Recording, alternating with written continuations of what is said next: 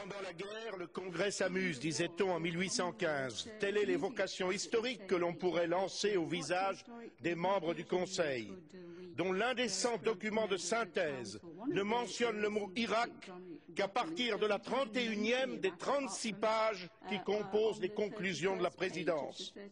Votre navrante déclaration orale, Monsieur le Président du Conseil, est un constat d'échec et d'impuissance. La guerre est là. Événement considérable, majeur, dont les membres de l'Union, la Grande-Bretagne en tête, sont directement responsables. Nous n'y pouvons rien, dites-vous, parlons d'autre chose.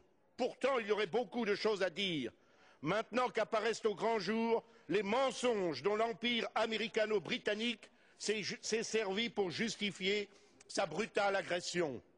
Mensonges quand on a prétendu qu'il s'agissait de permettre à l'ONU de désarmer l'Irak, alors qu'en fait, la guerre était programmée depuis le début, quoi qu'il arrive, comme c'est aujourd'hui une évidence. Mensonge quand vous avez osé dire que le Conseil de sécurité était bloqué parce qu'il n'avait pas voté de résolution autorisant la guerre. Il n'était pas bloqué, il avait adopté une procédure et une procédure qui fonctionnait.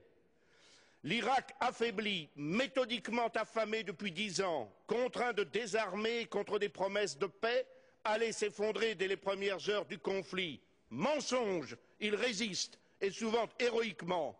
La population irakienne allait accueillir les troupes de l'Empire comme des libérateurs. Mensonge, elle les accueille comme des occupants. L'Irak disposait, paraît-il, d'armes de destruction massive.